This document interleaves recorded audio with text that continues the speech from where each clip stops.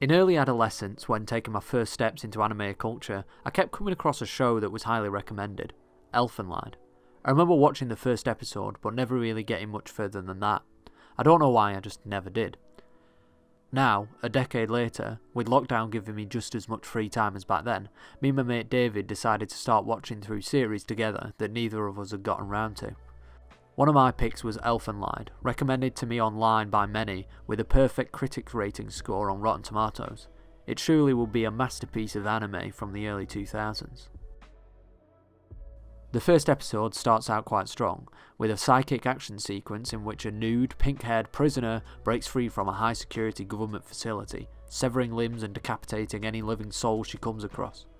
Also, this scene reminded quite a bit of Pokemon, the first movie's opening, with, Mewtwo and all the scientists. He's also a mutant Esper that's locked away by the government and then escapes and causes havoc. Strange similarity there. From this setup, you're expecting something big, and some parts of the first few episodes kind of deliver on that.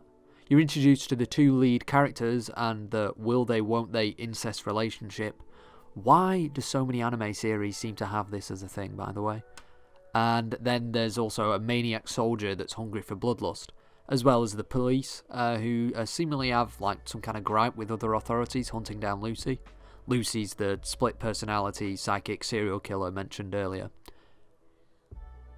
But it doesn't really hold up. Conversations between characters are a struggle to watch. The dialogue is just awkward. There's some trope moments where one character holds back words, clearly a confession of undying love, but in the same way that he reacts to everything in the series, Kota is completely oblivious and carries this sense of ignorance that he has in every situation, which makes you as a competent person want to facepalm whenever it happens. The show has a mostly tight cast, and there's a few relationships that they try to develop, but then it just kind of falls off.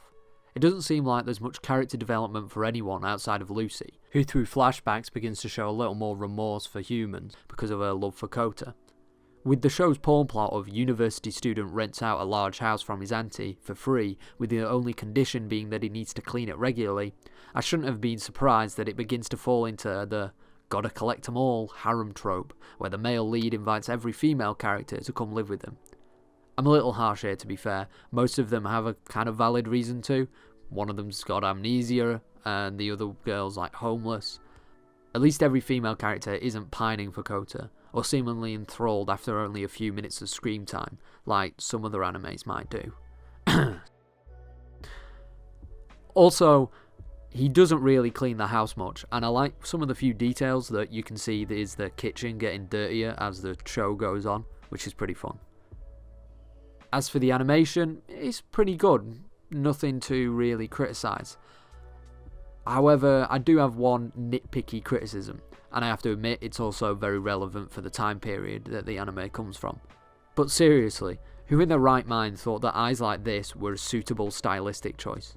I know it was common in the early 2000s with anime, but we see characters like Lucy when she's in kill mode, and the two detectives, and many of the scientists, who can look decent with normal eye designs, yet the core cast all look like their eyes are going to fall off the face if they react too fast. The story is somewhat decent enough. It could have had so much more to it though. We have a science lab that develops these mutants through a disease that gives offspring extra invisible limbs called vectors, with the side effect that they get horns. This is quite cool, but it makes psychic fights between the Diclonius look more like transparent Mr. Tickle than Carrie in a Mortal Kombat match.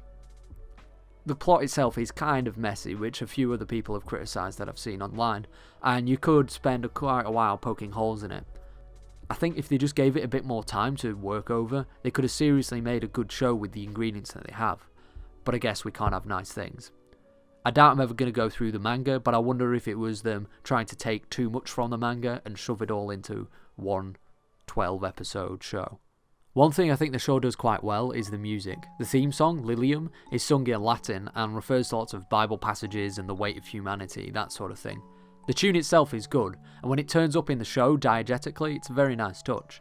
The song has this religious feel about it, but when played on the music box or hummed by characters, it does give this sense of nostalgia for childhood. I do, however, feel that since the series is named Elfenlied, a German song called Song of the Elves, there was a missed opportunity for that to appear, or at least have an opening in German as a reference. In some of my background research I've seen that apparently it does pop up in the manga, but not in the anime. The outro theme, Be Your Girl, was poorly placed tonally, and often contrasts with things that you see in the show, especially with some of the very adult and unsettling themes that appear here. You go from a character describing being abused to this.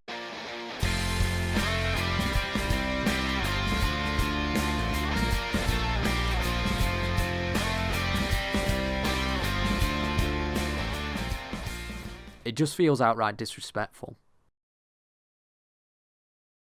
And this brings me to my next point. Tonally, the show attempts to juggle a comedic slice of life of, haha, naked woman, or, oh no, I need to help this wild woman dress properly, hope nobody catches me with her naked, to disturbing backstories of sexual and psychological abuse. I think what made me lose respect for the show was this poor combination. If it decided to stick with being gritty and balance out its comedy better, I think maybe I wouldn't have lost as much respect for it. But when watching the darker elements of the show, I think they were really well done. But then the rest of it just kind of felt poor when it's strung together with all these strange comedic gags. It didn't pace well. That's not to say that there weren't some interesting twists. But when you've started to lose respect from the show, those twists go from like shocking gasps to pity. Some of the twists even were kind of funnier than they were meant to be. You're wrong! Yeah, a big shock, but guess what? Sir, would it be okay for me to take a bath soon? Yeah, it happens twice. I started out with what I was expecting to be a psychological, gritty horror with supernatural elements. Instead, I did get a horror, a hodgepodge of intense, disturbing grit and lame comedic gags. By the end of it, me and my mate felt like we were enjoying it like you enjoy watching a bad film, poking holes in the show rather than enjoying it for the content that it has. No matter how much intense gore, dark backstory and pseudo-philosophy you throw at a show, it doesn't make it a masterpiece, especially when you have predictable and messy writing. But hey, maybe I'm digging up old bones with this. The show ended 15 years ago, and I haven't really heard much about it recently. Oh, and the Rotten Tomatoes score? Yeah, only 5 critics reviewed it. In fact, only 25 people in total have bothered to give it a score in the last 15 years it's been out. If you're looking for a show about a troubled psychic with a limited vocabulary that's being hunted by a malicious government agency, then I'd recommend Stranger Things on Netflix. If you want overwhelming psychic powers in anime, then I'd say watch Akira or the comedic show Mob Psycho 100. Both of those are fantastic.